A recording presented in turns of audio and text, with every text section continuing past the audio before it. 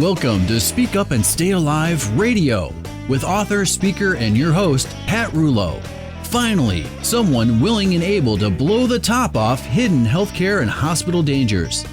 Pat has over 20 years of experience as a professional public speaker and knows how to approach this important subject with enough humor and wit to keep you informed, entertained, and empowered. And now, your host, Pat Rouleau. Hello, I'm Pat Rouleau, and I'm happy to share my day with you. And it's a good day too, because it's Father's Day weekend. Each week, when I start and end this program, I say, I'm Pat Rouleau. And even though that has been my name my entire life, it also was my dad's name. Well, he passed away 20 years ago from colon cancer. And ever since he's been gone, when I say my name, somehow it seems like I'm referring to him. But I don't mind that because he was one heck of a guy. If ever a child had a champion, it was me. He let me know, not only in words, but by his actions, that he just knew that I was capable of doing anything. What a gift to give to someone. And with that gift, though, came a responsibility to me. And that was not to let him down. And here it is, 20 years later, and the force that drives me to be the best I can be is Pat Rouleau. Is it him or is it me? I have two notes in his handwriting in frames on my desk. One says, "You can do it if you believe. See the picture." The other simply says, in his very distinct and bold cursive script, "Believe in yourself." So today, this Father's Day weekend, I challenge all of you listening to this program to believe in yourself. Because as Pat Rouleau said, you can do it if you believe. So whatever it is you strive to do or be or learn or share, believe that you can do it and get out there and make it happen. And if your dad is alive, call him, go visit, send a note, whatever, but let him know that you are thankful for whatever he did for you. And if he's not here, oh yes he is. I know I've learned more from my dad now that he's not here than I seemingly did when he was. So he may not be around in person, but he's still here. So give a look up, smile, and say thank you.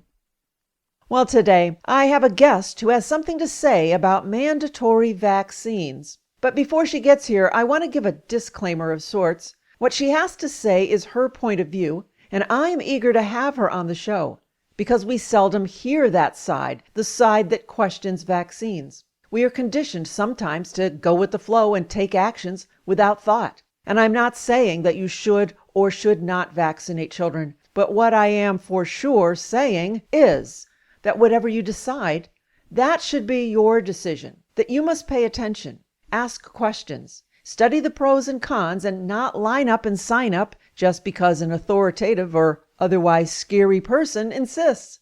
So today, I present another side to vaccines and question the idea of mandatory medicine. Does anyone really have the right to force another person to put something in his or her body? Well, if nothing else, you will hear the untold story right here.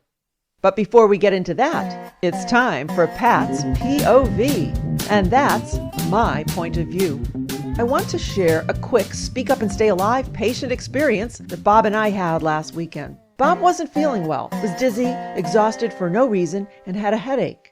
This had been going on for a few weeks until finally I decided enough was enough. Early Saturday morning, between two of my radio shows in Cleveland, I suggested that we head over to the local urgent care center just to check his blood pressure and maybe do a blood test to rule out any infection, sinus, or ear problem. When he agreed, I knew that he too was concerned. So off we went. On the way, I told him that regardless of the hassle of spending a perfectly beautiful weekend morning at the urgent care, we were sure to get some good fodder for this radio show.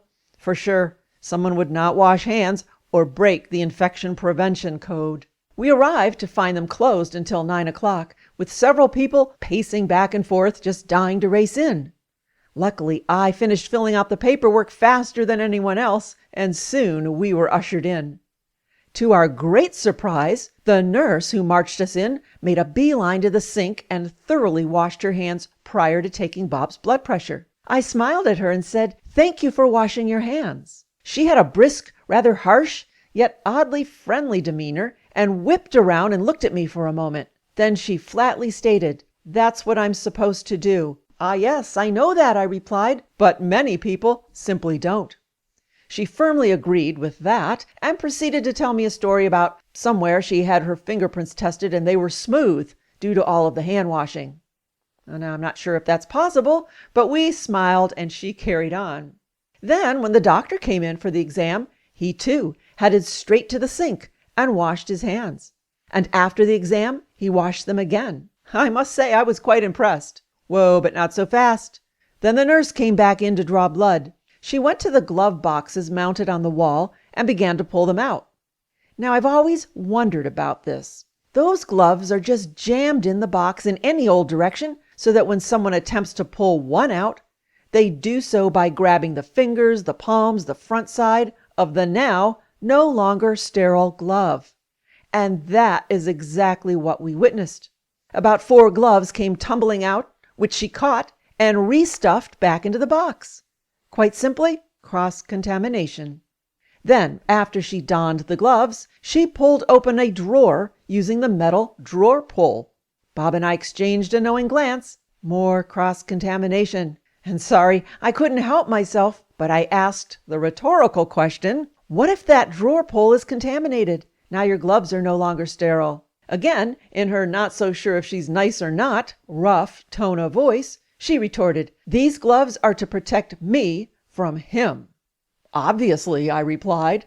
And so she went on to tap Bob's vein with the contaminated glove. Now I understand what she meant. She was drawing blood and the gloves in her mind were to protect her. But where is the proper glove protocol when she obviously breaks the sterile field by opening up a drawer with gloves on and then touches the patient with the potentially contaminated glove? Well, this just proves that even in the best of locations or situations, there are so many opportunities for cross-contamination to occur due to, I don't know, lack of awareness, lack of training, lack of common sense. I don't care. I'm lazy. You won't notice.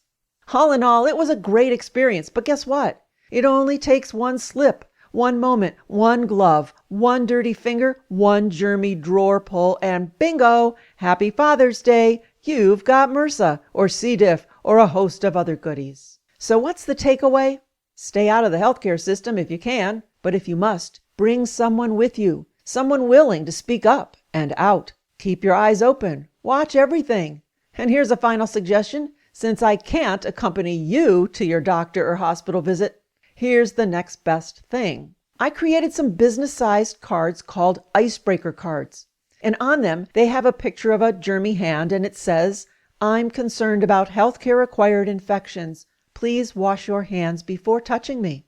Any and every time you go to your doctor or dentist, hand them one of these cards and ask them to staple it to the front of your chart or scan it into your electronic chart. Now, each time you come for a visit, they will have this visual reminder that you are concerned, that you will be watching. It's very non-threatening, yet silently says that you are informed, that you are a savvy consumer.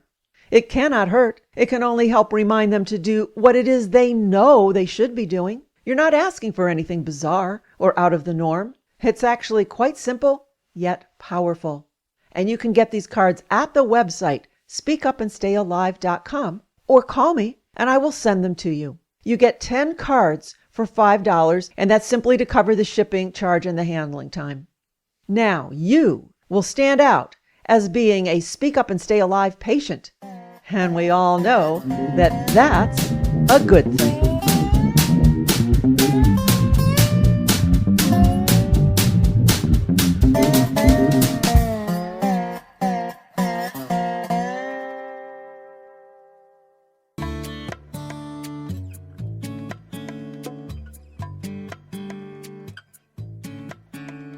I can't tell you how many times people reach out to me and ask, "I'm going to the hospital but don't have anyone to be my advocate. Can you help?"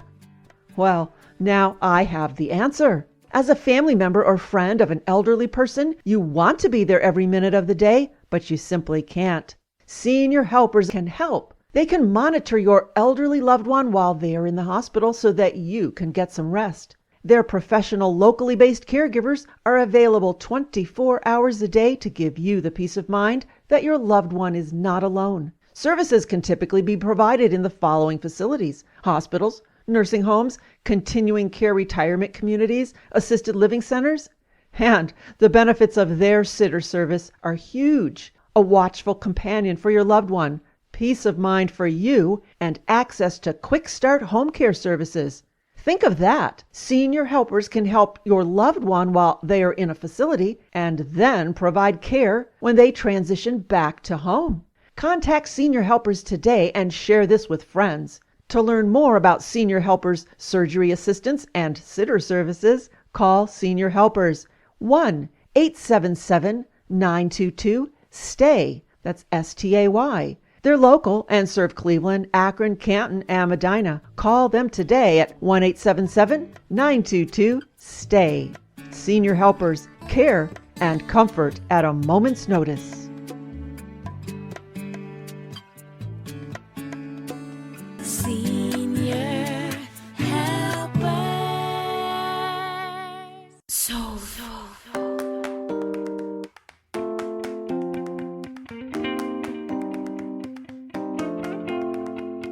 You're listening to Speak Up and Stay Alive, Patient Safety Radio. I am your hostess, Pat Rulo, always bringing you up-to-date information about healthcare and hospital safety.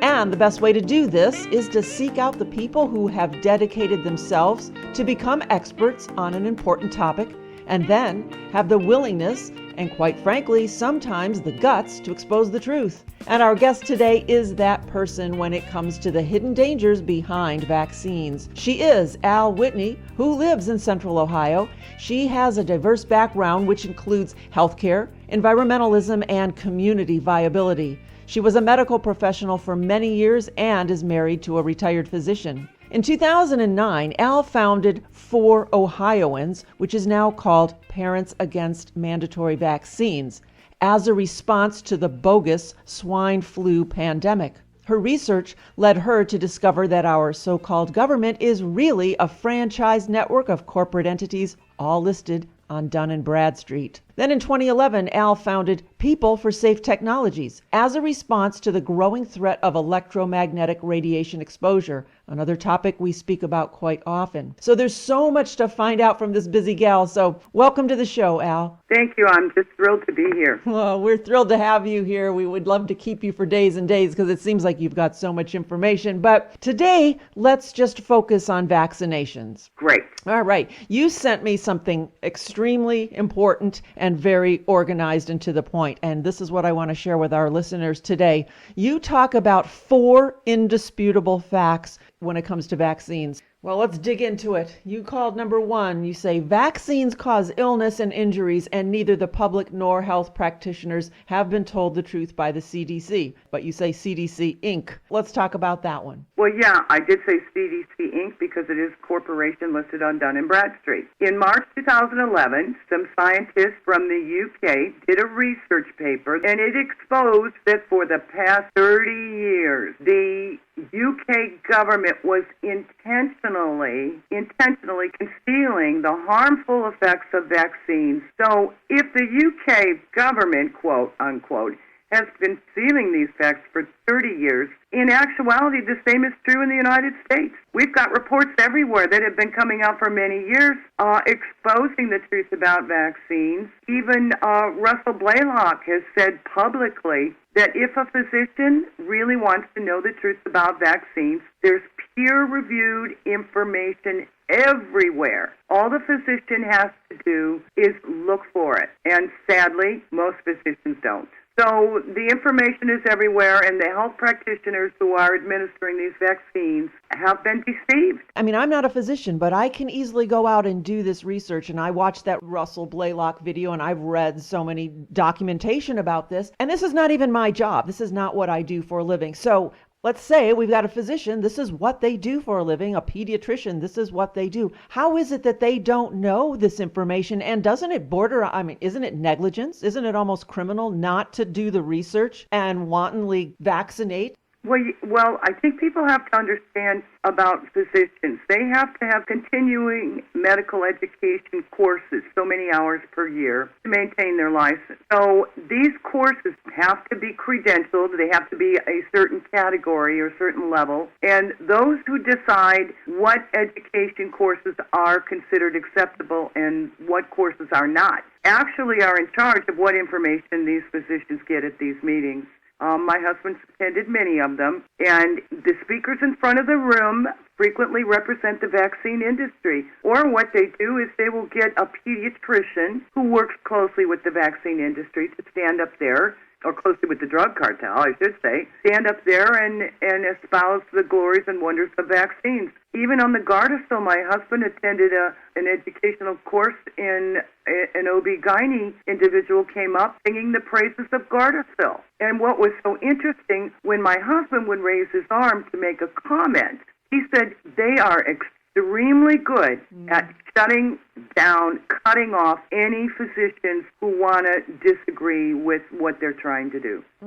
So that whole room full of physicians, he said he was in a room with 40 physicians. He was the only one who asked a question about the Gardasil vaccine, and he was shut down so fast, and the other physicians, they just kept silent. That's how it's done. And that's mind-blowing that you've got a room of intellectual people who can't see the fact that there is a conflict of interest. Let's see, the pharmaceutical company who makes this is telling me how wonderful it is. I mean, it doesn't take a child could figure that out. You would think so. But again, it's kind of a level of intimidation, Pat. I mean, they weren't happy that my husband brought up a comment about Gardasil, pretty much saying that he did not think that they had the scientific proof that it was effective or necessary. And they shut him down so fast. And I think the rest of the room starts to get intimidated. So in other words, if you don't do things our way, you're not going to practice medicine? I mean, it gets very close to that. And the whole vaccine industry situation, as we talk further, it is getting extremely close to that. They're starting to use a carrot and a stick approach to these physicians. All right, let's move on to your second one, because this is a doozy. Number 2, you say the vaccine industry has been given immunity from lawsuits. Yes, and that was done in 1986. As a result, they had a lot of Guillain-Barré previously, and from what I've been told, the big pharma was just about ready to walk out because they'd lost a lot of lawsuits, and they were going to get out of the vaccine industry. And the medical professionals said, oh, no, we need our vaccines. And so Congress passed a law giving them immunity from any lawsuits. So they pretty much said, okay, we'll set up this compensation trust fund. Imagine that. Here you have a big drug company, a big corporations, cartels. And all of a sudden, they are allowed to concoct or put anything in these vaccinations they wish. Granted, the FDA needs to approve them, but that approval is pretty much perfunctory at this point. And they don't have to worry about being sued. Well, and when the H1 pandemic came down, Sebelius, who was in charge of Health and Human Services, he said on CNN, we're going to give immunity on this vaccine to not only the companies who produce the vaccine, those who sell the vaccine, those who produce the vaccine, and all of those who administer the vaccine on all levels. So that when they opened up the school vaccination programs, which I think you might be aware they did in many schools, they were doing vaccination clinics.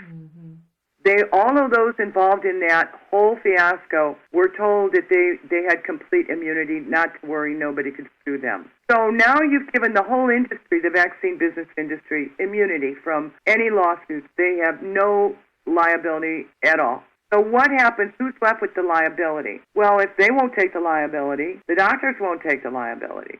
Who has the liability for the injury to the child? The person who grants them permission to vaccinate the child ends up with the liability. And I do believe if you know anything about autism, you will see that that's exactly what happens. And on our website, we have a video clip of a nurse who took a vaccine and ended up with Guillain-Barré. It's a very sad story, and everybody walked away from her. She had to figure out how to pay for it herself. The daughter had to help her. She was left paralyzed, and financially, pretty much their whole life was a tragedy. and they ended up with the liability. But people have to understand it's easy to sell vaccines if you have no liability. Well, absolutely. What other industry is there that does this kind of thing? And why do people accept this? People don't know. They're not told. That's why I put this up on the website. They are not told. My husband knew, but I don't believe the doctors tell their patients. I was just going to say, what about disclosure? Yeah, well, that's another problem. And my husband's a good guy. I hope everybody understands. He's a good guy. Okay. But he's been in the system, right? So he knows what the system tells the doctor. And I asked him, did you give the package insert to the patients when you were offering them a vaccine or suggesting that they have the child vaccinated? He said, no, we didn't normally do that because we felt that if we did that, the patient would refuse the vaccine. So as a physician, they know that. So they give them little brochures or handouts that kind of glamorize vaccines, and they keep the serious adverse reactions away from their awareness. In fact, in Ohio, when they passed the chickenpox, a pharmacist, Catherine Severin, who lives in Dayton, got involved with trying to stop the mandatory chickenpox vaccines. And on my website is an article she wrote called Vaccines, Profiteers, and Conflicts of Interest. She talked about literally how an individual, the industry managed to convince a woman to run for state representative. They paid for her election. She got elected, and her job was essentially to get this statute on the books, this mandatory chickenpox vaccine on the books. And there was a whole hullabaloo at the time. Most of the legislators wanted to pass a full disclosure statute requiring that all the risks be fully disclosed to parents, to everyone really. And through political shenanigans, they managed to maneuver that one out of the legislation, and they managed to get the mandatory chickenpox vaccine passed. And when that was all done, her term was only 2 years. She never ran again. Mm-hmm. So when you've got lobbyists who can bribe untrained representatives, there seems to be no way to stop this without exposing the whole system. Right. Wow, and that's scary, mandatory in school like that. And we had another guest on the show. We were talking about the dangers of iPads and wireless in schools and how none of this is disclosed to parents. Yet if they go to a field trip to the zoo, they've got all these forms that they have to sign. And not so with the vaccines or the dangers of the radio frequencies given off by the iPads. It's just insane. It's insane, and the parents don't realize that by signing all those forms, they're consenting. Mm-hmm. Yeah, we're going to talk about that. Yeah. All right, number 3, you say health agencies who promote vaccines are really private corporations doing business. That's correct. Starting right at the top with the CDC. It's a corporation headquartered in Atlanta, Georgia, listed on Dun & Bradstreet. It is doing business. What's interesting is they will all admit that they're doing business. You say to someone who works for the CDC, well, you work for a corporation. Well, yeah, and it's amazing. It's like a record that they've all been trained. Then they'll respond by saying, well, we're just a corporation so we can do business. And they're completely programmed. They don't see that's a problem. It's the most amazing thing. So when you expose them and say you're just a corporation doing business, they say, yeah, well, we have to be to do business. Anyone who understands a corporation is a legal construct, as they call it, a legal structure, so that people can create a company / corporation for profit. There's no other purpose for a corporation than profit. And also, it allows the corporate veil to be constructed. This is a private corporation. We don't know who the stockholders are. We don't know who the owners are, do we? And I know I never got a notice, would you like to buy stock in the CDC? But their bottom line, anybody who understands what a corporation is, understands that they have a fiscal duty to their bottom line. Right. And the last thing you want is a health organization who's dedicated to their bottom line first and foremost. Then you add to the fact that they're claiming immunity because they're supposedly part of the government. You've got the perfect formula for a disaster. Absolutely. And you say on your website several times, the CDC is not part of a legitimate government. It is a private for-profit corporation that is chartered under the umbrella of the private for-profit United States corporation with extremely close ties to the pharmaceutical companies. It appears that this corporate franchise network that we call government, that the United States corporation and people want to know how that happened, they can go to the Anti-Corruption Society. On the very front page, there is a link to the USA is just another corporation. But it is a mother corporation, and what's so interesting is they're all connected, right. which is why you see the CDC in Washington has actually this same pharmacist exposed that they have full-time employees working in Ohio at the Department of Public Health. So they're not distinct, what you would consider distinct units. Right. They work in unison. So that's what we've got. It's a network of corporate agencies. Our government is a corporation, and I found a statute expressing the fact that the state legislators said it's okay for them to accept private gifts for whatever purpose people want to give them money for. Well, that's not working for me. No, and that speaks to your fourth point where you say vaccine mandates are merely statutory rules of state corporations. Exactly. So they are for-profit enterprises. They take money, they enter into contracts, but because they're a private for-profit corporation, they cannot make laws that govern living men and women. A dead legal fiction is a corporation, right? It only exists on a piece of paper or in a safe somewhere, right. A corporate charter. It's a fiction. I mean, you cannot call the state of Ohio on the phone, and I've challenged people and said, if you think the state of Ohio is real, I want you to get them on the phone. And they'll say, well, what number? Well, I said, whatever number you want. So they go to the phone book and they call the state of Ohio, and they say, well, they want to know which department. And I say to them, no, I don't want to talk to a department or an employee. I don't want to talk to an employee. I want to talk to the state of Ohio. Well, we don't have a number. I said, why do you think you don't have a number? Uh-huh. Because it doesn't exist. It cannot speak on its own. It cannot walk. It cannot talk, and it cannot make decisions. So how do we get sucked into this? We get sucked into by contracts. And all those little paperwork things that you're saying parents are given to sign, there you go. So now we're on the other end of that contract, though, as individuals, and we're told, no, you have to have this vaccination. I'm wanting to let our listeners know there is such a thing as a refusal to vaccinate form? Yes, there is. Okay, and, cool. Let's talk about that. Yeah, let's talk about that, because that is a form that they don't want to sign. It's a legal trap. Well, the date on the form is 2013. When my husband and I looked at it, we both agreed that pediatricians had no idea what this form was. A bunch of lawyers conjured up this form, and they told the pediatricians that this would be a good idea, and they probably just briefly looked at it, and they said, fine. And they started passing it out everywhere. It's showing up in pediatrics offices. It's showing up in doctors' offices. Any parent who refuses a vaccination for their child is given this form. And it says right at the top, refusal to vaccinate. This is a form they cannot sign. They must not, cannot. If we could get that word out, I would be so happy. Yeah. This form is a legal trap. A legal trap is what you're saying. It is a legal trap. Okay. It is worse than that. It is an adhesion contract. You are admitting that if you don't vaccinate your child, it's on this form, you are endangering your child's health and the health of others. Whoa. And yet you're still refusing to vaccinate your child. Wow.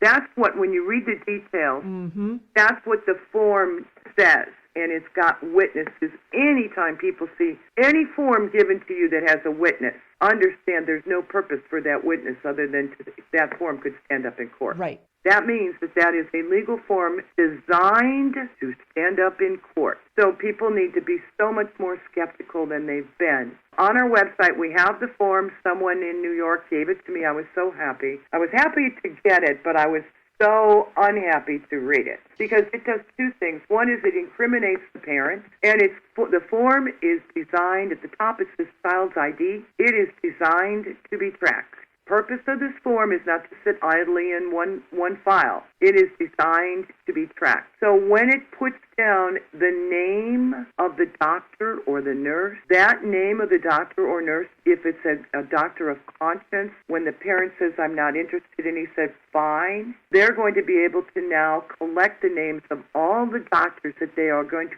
call non-compliant. So this form, the physicians don't realize that it harms both the parent and the healthcare provider should he or she be completely reasonable and respectful of the parent's wishes. So a parent, if they sign this vaccine refusal form, now they actually have a contract that says, I believe that these vaccines really do what they're supposed to do and they protect children, but I'm choosing not to do that. And so therefore I might be viewed as a bad parent, negligent, And at some point in time, they may look at that parent and say, you know what, you shouldn't be in custody of this child anymore.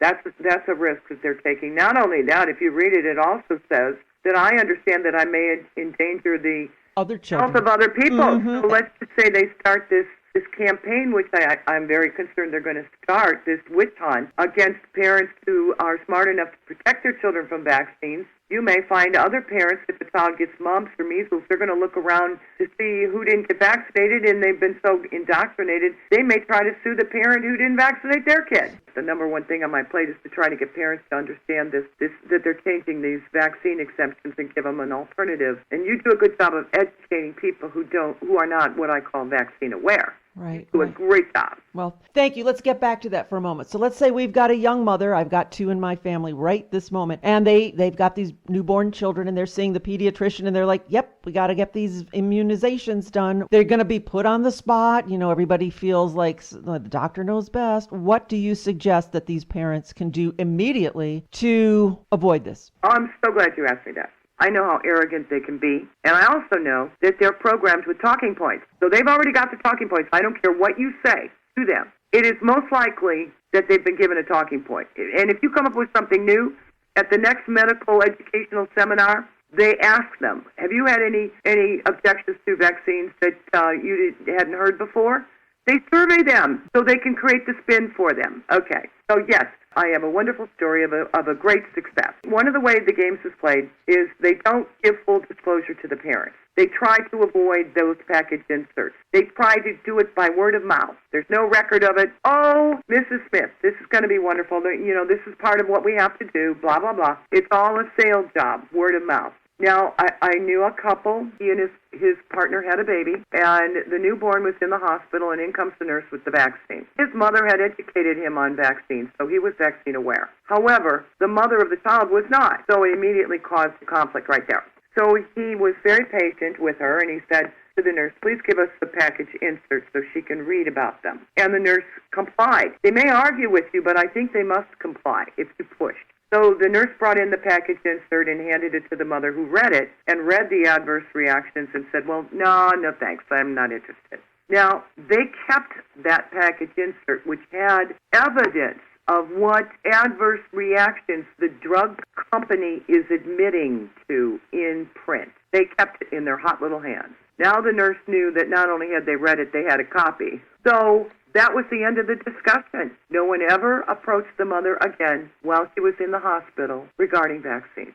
Now, as far as when they go see a pediatrician, we have that's on this page that we have the refusal to do not sign, refusal to vaccinate form. We have something called the vaccination notice. That's a product of a collaboration of many good people. This vaccination form is for physicians. It is, instead of signing the refusal to vaccinate form, the parent needs to write at the top of the form, or not sign it at all. Just say, I'm not signing it, because they cannot make you sign it. Right. That would be best. Just don't sign it, but hand the physician your vaccination notice. And the concept of the vaccination notice is it's really basically what you would call a legal notice. In their corporate statutory world, okay, they use legal notices all the time. I mean, everybody knows that. You publish in the paper, there's a legal notice. So what it is essentially a legal notice putting down facts that are not commonly known by even the physicians.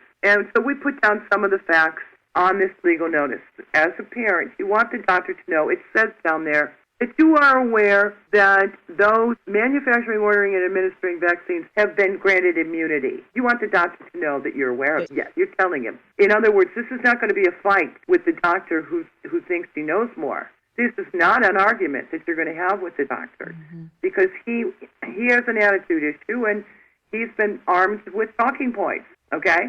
So there's not going to be an argument. You're just going to fill this out, have it witnessed, and hand it to him and say, please put this in my file. This is a response to your request to vaccinate my child, and if it's in the file, then we won't be having this discussion every so many months. Thank you very much. Hugs and kisses. Yeah. Conversation's over. Okay. It identifies the players as corporations. It identifies the fact that the doctor's getting reimbursements for the vaccines, which the patient isn't supposed to know. In it, we make a simple statement. I am aware of multiple scientific, peer-reviewed papers that have exposed the dangers of many vaccines as well as the herd immunity myth of 1933.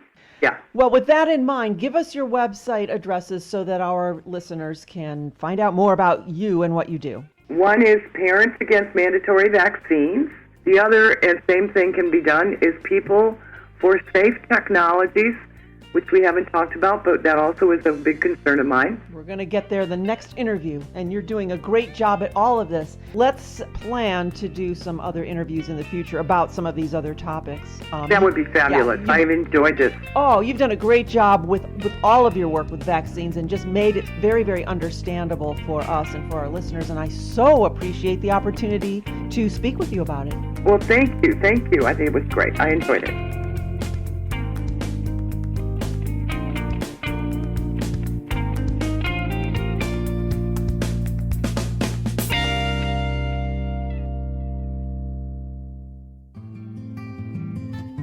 You're listening to Speak Up and Stay Alive, Patient Safety Radio. I am Pat Rouleau, your hostess and author of the book, Speak Up and Stay Alive, the Patient Advocate Hospital Survival Guide, available at all of our live speaking events or at our website, speakupandstayalive.com.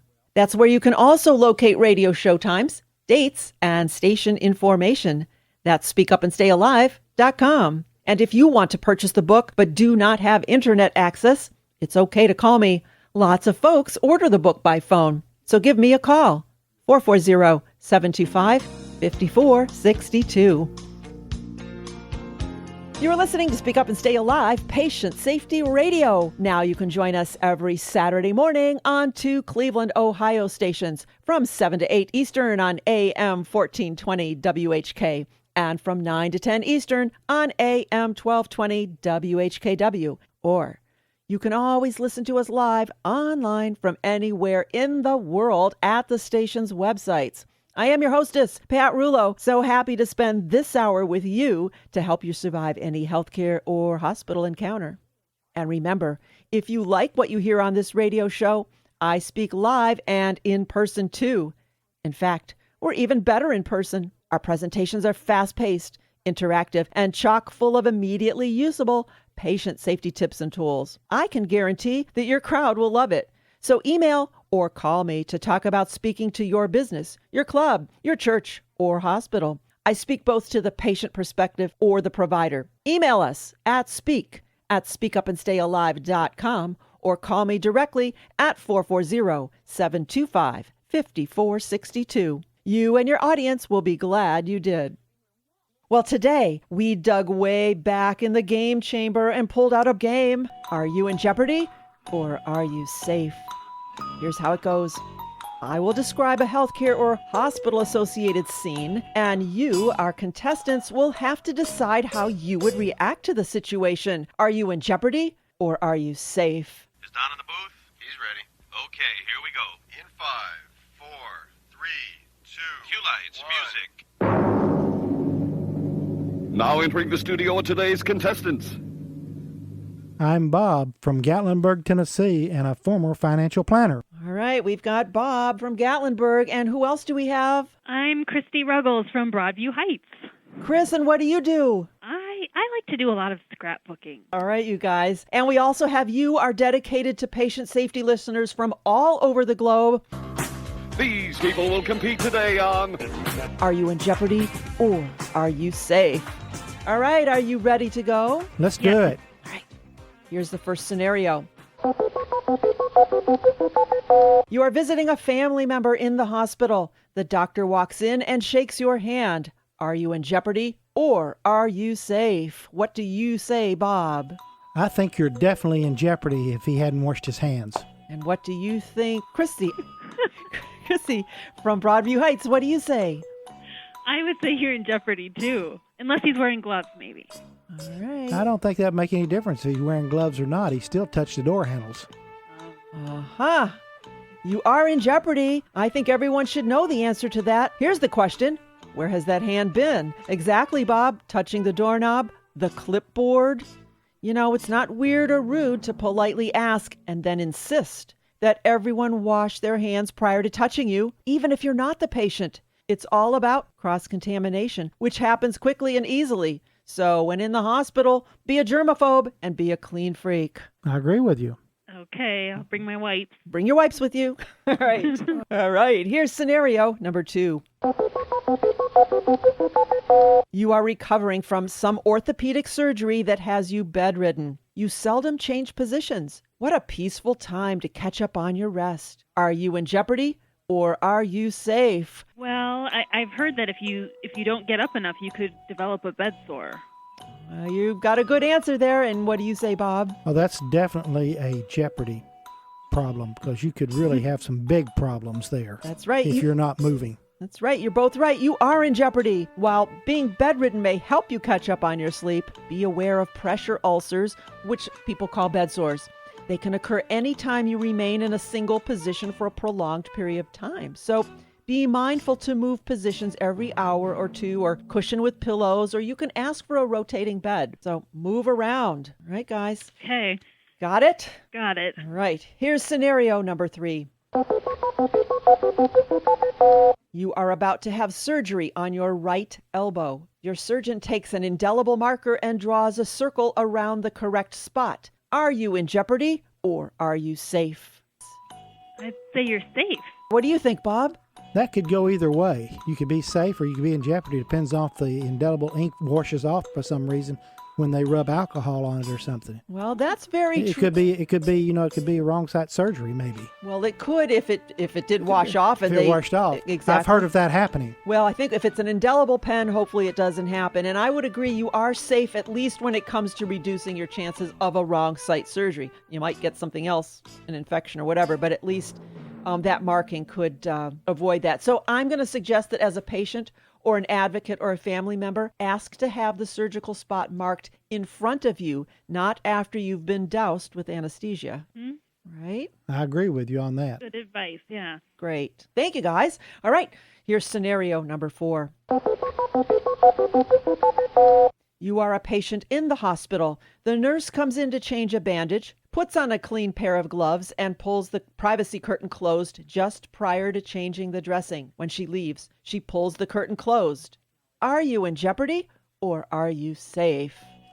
I'm going to say you're definitely in jeopardy there because if you listen to your show before with Daryl Hicks, he says privacy curtains are just dangerous. And if she pulled a privacy curtain and then came to touch you, you're in jeopardy. What do you think, Chris? Well, I think Bob just answered it. I guess the curtain could have bacteria on it.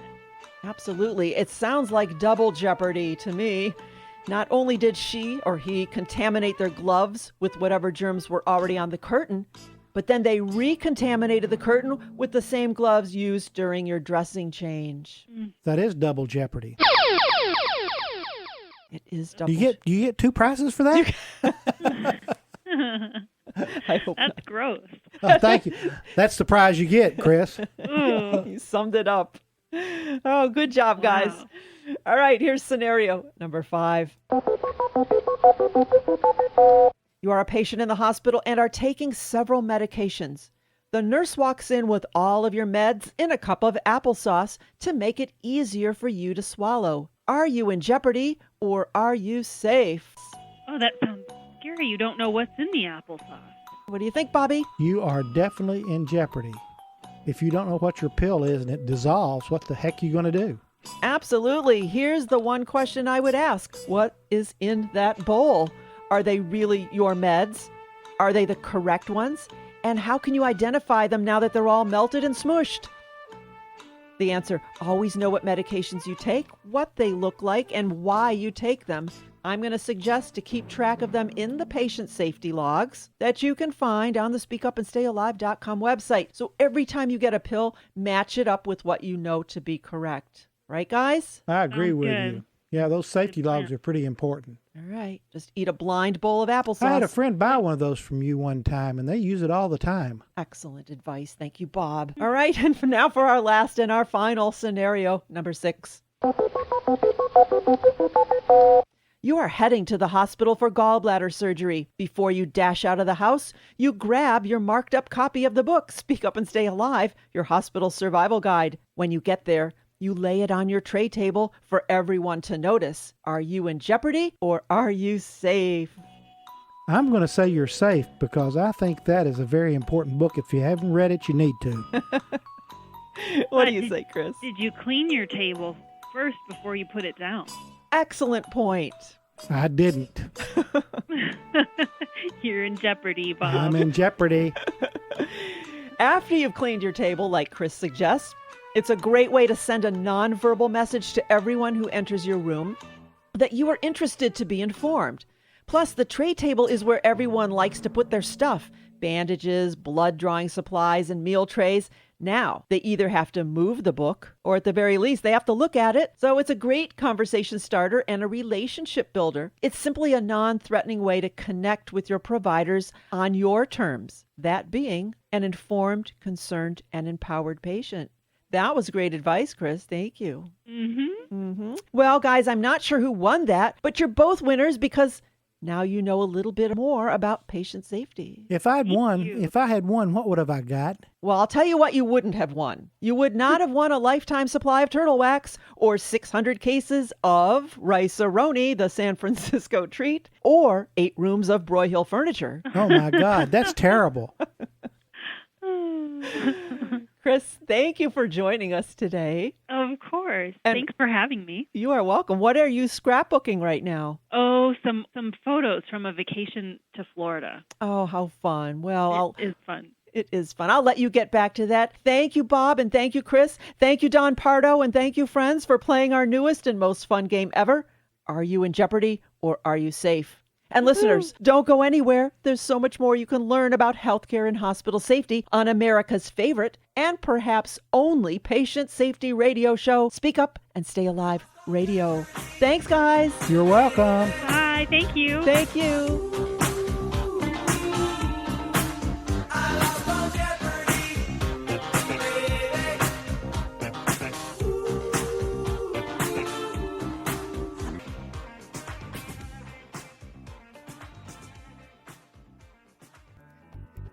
What happens if you become unable to speak for yourself and are in the middle of a healthcare crisis?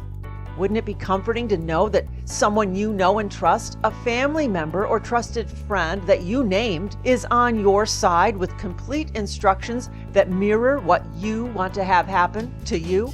If you do not have a properly drafted living will or healthcare power of attorney, you are living dangerously.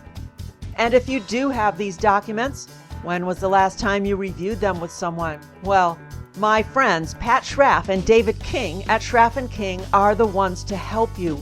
Call them right after the show at 440-585-1600, 440-585-1600, or visit them online at schraffking.com.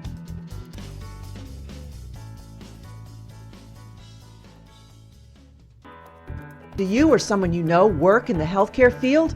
Ask them if they know that bacteria can live on fabric for weeks and even months. Think of the cross-contamination opportunities. Think of scrubs. How are they washed? With bleach? Oh no, that would ruin the pretty colorful designs. Most scrubs are made from poor quality broadcloth and are not bleachable. BrendaJune.com scrubs, their fabrics drape beautifully, they breathe, and they move with you as you go about your busy day. Pants, skirts, tops, their fabrics are durable and bleachable. If you wear scrubs, you owe it to yourself and your patients to wear scrubs responsibly. Visit BrendaJune.com for high-quality, American-made, bleachable scrubs. That's BrendaJune.com. Take control of your protection today. Visit BrendaJune.com or call 1-855-668-7278. They make a great gift, too. That's BrendaJune.com. Do you or someone you know need help to navigate a hospital stay or a confusing medical situation? Concerned about nursing home care or just need a neutral medical person to guide you in the right direction? Or are you completely confused about health insurance and all of the interesting options? Well, I have the solution. She is Hari Khalsa, an experienced patient advocate who can help. And she's just one phone call away at 1-800-980-HEAL. That's 1-800-980-HEAL, HEAL. Or visit her website, healthcarewhisperer.com.